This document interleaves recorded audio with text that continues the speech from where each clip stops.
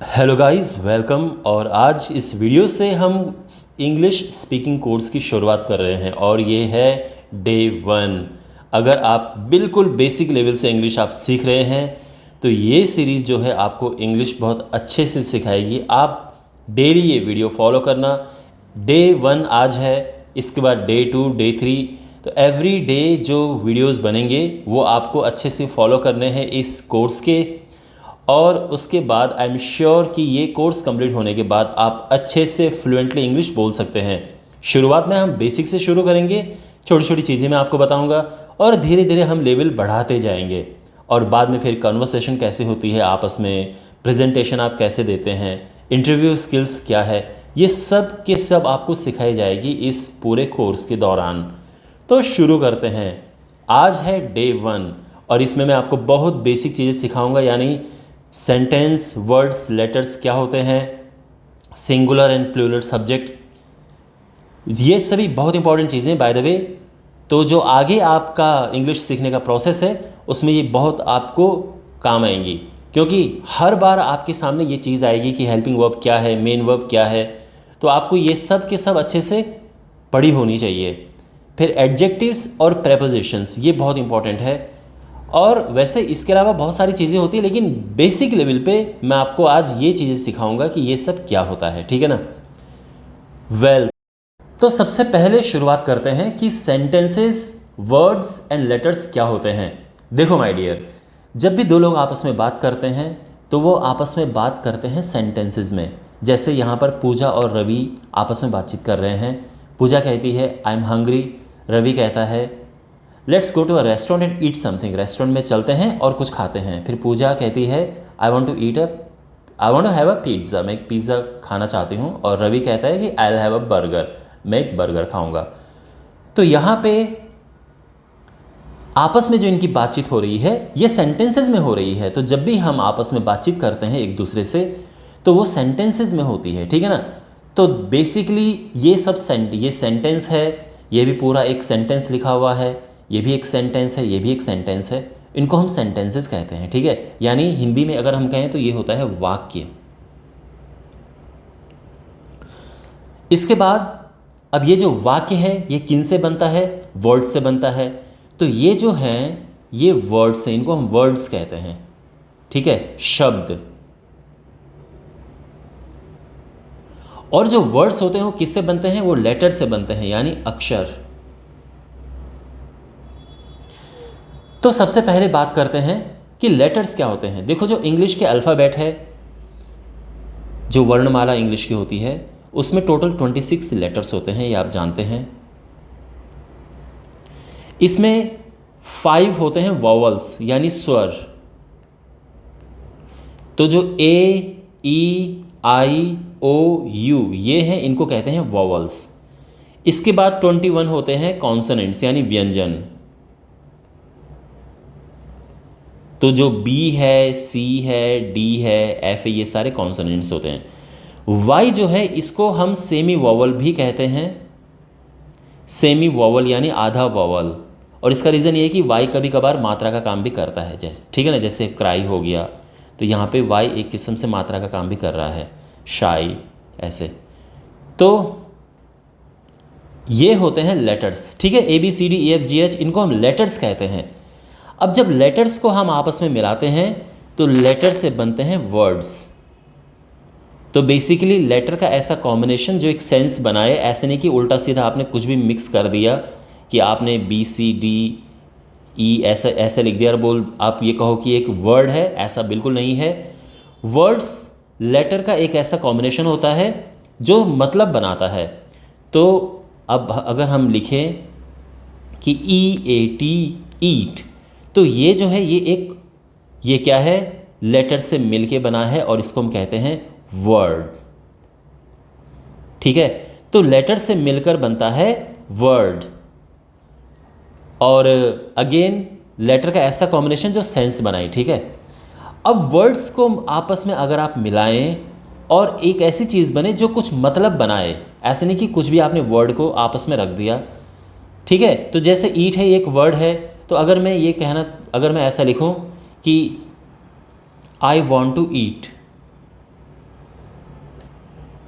तो ये क्या है, आई वॉन्ट टू ईट, ये एक सेंटेंस है।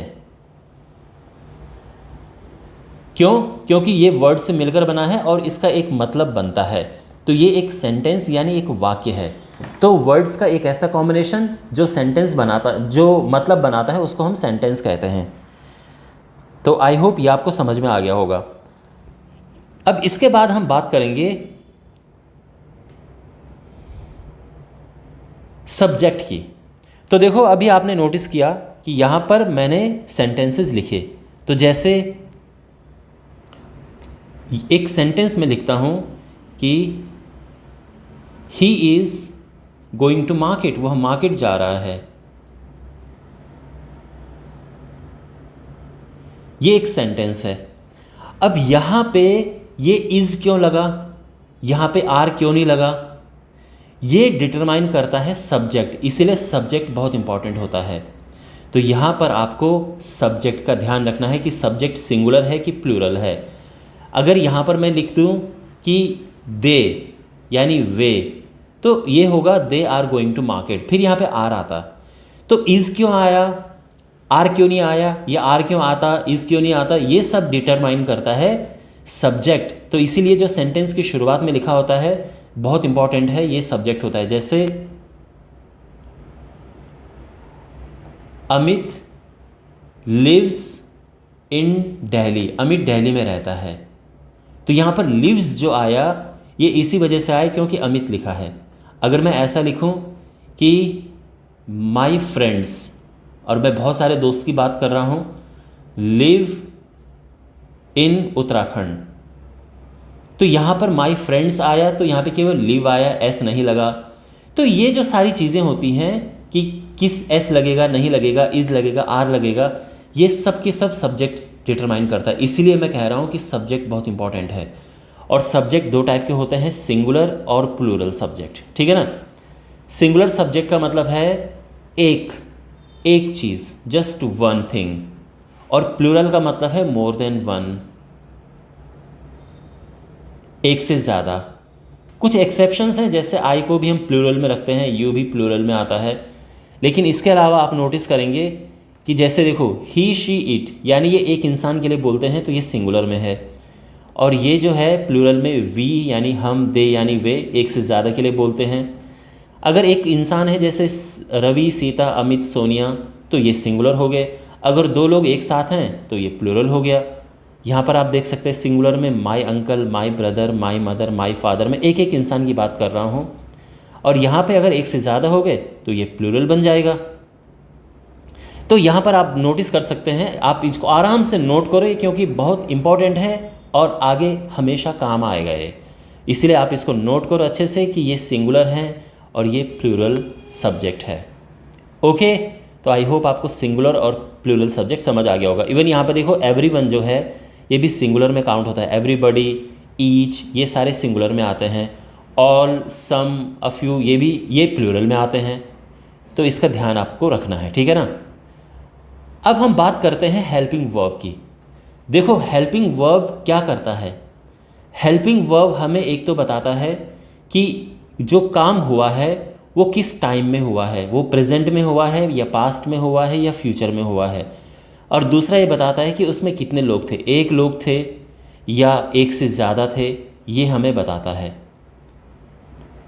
तो बेसिकली ये सब्जेक्ट की जानकारी भी देता है और ये टाइम भी बताता है कि ये घटना कब हुई है। तो फॉर एग्ज़ाम्पल अगर मैं ये कहूँ कि I am going to market, मैं मार्केट जा रहा हूँ,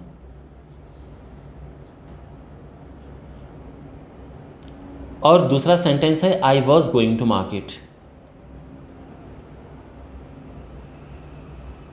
तो यहाँ पर आप देख सकते हैं कि दोनों सेंटेंस में केवल अंतर यह है कि यहाँ पर एम लगा है और यहाँ पर वॉज लगा है।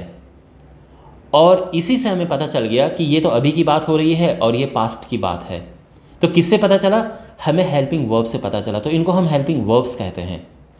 अब मैं कुछ आपको हेल्पिंग वर्ब्स बता देता हूँ। देखो हेल्पिंग वर्ब दो टाइप की होती हैं, इसको यहाँ से हम मिटा देते हैं। हेल्पिंग वर्ब दो टाइप की होती हैं, एक है प्राइमरी और दूसरा मॉडल्स। प्राइमरी जो हेल्पिंग वर्ब्स होती हैं वो कौन सी होती हैं? तो जो बी की फॉर्म्स हैं, इनको बी की फॉर्म्स कहते हैं। इज़, एम, आर, वॉज, वर। इसके बाद डू की फॉर्म्स हैं, तो इसमें आता है डू, डज, डिड, और फिर हैव की फॉर्म्स होती हैं, तो इसमें हैज़, हैव और हैड। तो ये जो हैं ये सारी प्राइमरी हेल्पिंग वर्ब्स हैं। अब मॉडल वर्ब्स कौन सी होती हैं? तो आपने सुना होगा कि जैसे मे, माइट, मस्ट, इसके अलावा कैन, कुड, फिर शैल, शुड, विल, वुड, ये सारी की सारी, नीड भी उसमें गिना जाता है, फिर आउट टू है, और भी चीज़ें हैं। तो ये सब मॉडल्स हैं। तो ये मॉडल्स हैं और ये प्राइमरी हेल्पिंग वर्ब्स हैं। और आपको ऐसा नहीं कि एक ही वीडियो में सारा आपको समझ आ जाएगा, हम एक एक करके पढ़ेंगे। एक दिन हम ये पढ़ेंगे, फिर एक दिन हम ये पढ़ेंगे, एक दिन हम हैज़ और हैव पढ़ेंगे, एक दिन हैड पढ़ेंगे, ठीक है। स्लोली स्लोली आप ये सारी चीज़ें सीखेंगे, फिर उसके बाद मे, माइट, मस्ट, एक एक करके सारी चीज़ें पढ़ेंगे।